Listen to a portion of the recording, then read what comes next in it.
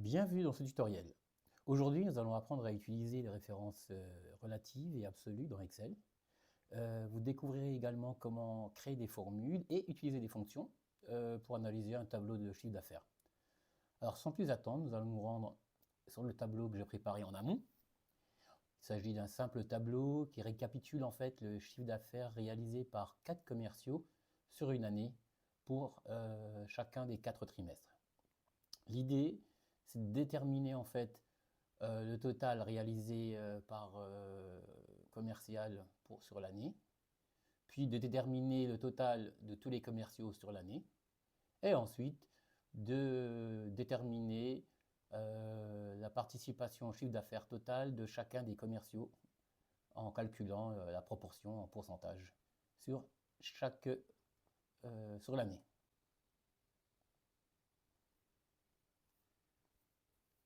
Donc, nous allons déterminer le chiffre d'affaires total réalisé pour chaque commercial sur l'année, donc en calculant en fait en faisant la somme des 4 trimestres pour chaque commercial.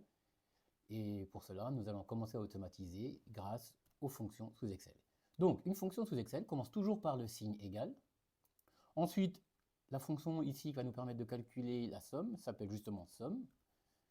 Donc, une fonction sous Excel commence par le signe égal, le nom de la fonction, parenthèse ouvrante.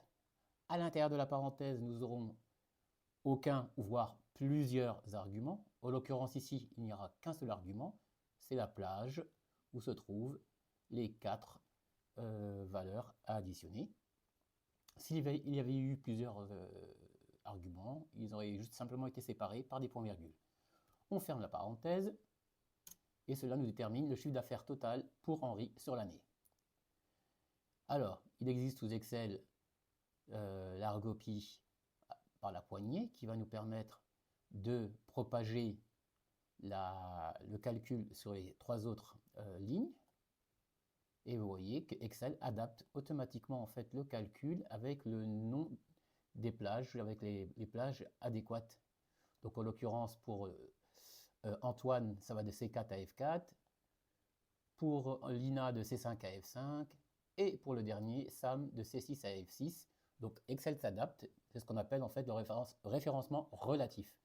Donc, le fait de pouvoir propager en fait les calculs d'une cellule à une autre, d'une ligne à une autre, d'une colonne à une autre, s'appelle le référencement relatif. On a déterminé sur une première cellule un calcul, et en tirant sur la poignée de recopie, on le propage sur les autres cellules, et s'adapte à chaque fois. Ça s'appelle le référencement relatif. Nous allons déterminer également le total à l'année pour les 4 commerciaux. Donc on va sélectionner le total pour l'année de chacun des commerciaux.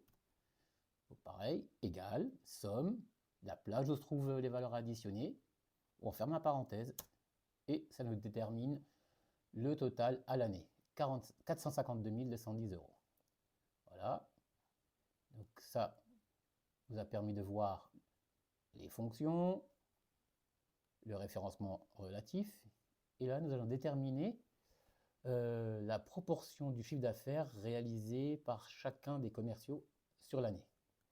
Et on va voir donc pour Henri, on va déterminer ça avec une formule, donc qui commence également aussi par le signe égal. Donc il s'agit simplement de calculer un ratio, donc 99 000 sur 452 000 multiplié par 100 pour l'avoir en pourcentage. Donc on sélectionne la cellule avec la valeur du total à l'année pour Henri sur le total de tous les commerciaux. Et on multiplie par 100. Alors la multiplication sous Excel se symbolise par l'étoile. Et on fait entrer, et là on se retrouve avec pratiquement 22% du chiffre d'affaires total grâce à Henri. Alors vous pouvez penser que on tire simplement la poignée pour avoir le calcul pour chacun des commerciaux. Eh bien, ça ne marche pas. Ça ne marche pas, pourquoi? Bon, on va le voir, pourquoi ça ne marche pas. Vous allez vous rendre dans l'onglet Formule. Vous allez sélectionner par exemple la première cellule où il y a le calcul pour le premier commercial, et vous allez cliquer sur repérer les antécédents. Donc l'Excel vous montre graphiquement quelle cellule il a utilisée pour effectuer le calcul. Donc ici, pour Henri, il a utilisé la cellule G3 et la cellule G7. On va se rendre directement dans la cellule pour le calcul pour Antoine, et on lui demande de repérer l'antécédent. Et là, on remarque en fait qu'il décale d'une cellule vers le bas à chaque fois. On va voir pareil pour Lina, repérer les antécédents, et ainsi de suite. Donc en fait, il utilise bien les références relatives, mais le problème c'est que là, ça nous intéresse pas, puisque nous, on veut bloquer le calcul sur la dernière ligne, la ligne G7, la cellule G7. Donc il faut qu'on trouve un moyen de bloquer les cellules. Heureusement, sous Excel, il y a ce qu'on appelle le référencement absolu, qui va nous permettre de bloquer une cellule pour un calcul. Alors, on se rend toujours dans la première cellule, nous avons déterminé le premier calcul, et nous allons bloquer la cellule G7, où se trouve le total à l'année. Pour pouvoir bloquer la cellule, il faut ajouter un dollar devant la lettre, un dollar devant le chiffre, qui correspond en fait à la colonne et à la ligne, et ensuite on valide et on propage le calcul, et là les valeurs sont exactes. Donc là, ce que nous venons d'utiliser en fait en bloquant la cellule, ça s'appelle le référencement absolu. Donc parfois nous aurons besoin de bloquer une cellule pour des calculs. À ce moment-là, il faudra bloquer la cellule en l'occurrence, ou la plage, grâce au dollar que nous allons utiliser. Voilà. Alors, il existe un autre moyen automatique de saisir le dollar. Il s'agit en fait de sélectionner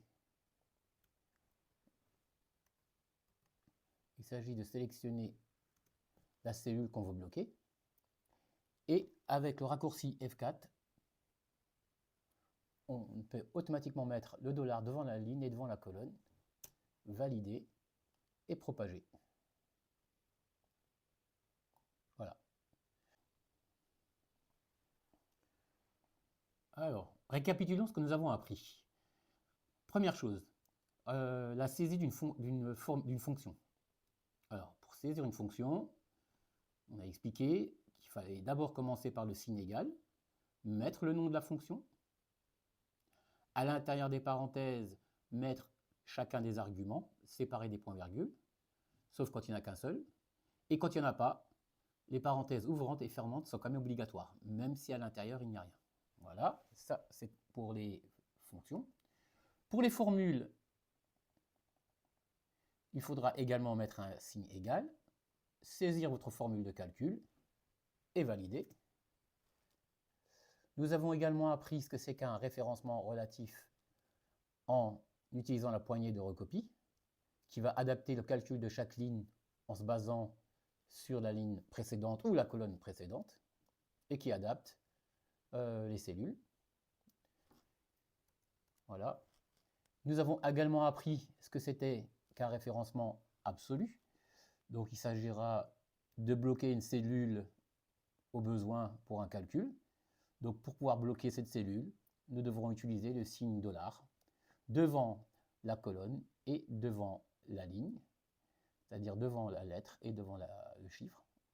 Et nous avons appris qu'il existait un symbole, un raccourci clavier plutôt, qui permettait de faire ça plus rapidement. C'est la touche F4 sous Windows. Voilà. Merci pour votre attention et rendez-vous à la prochaine leçon.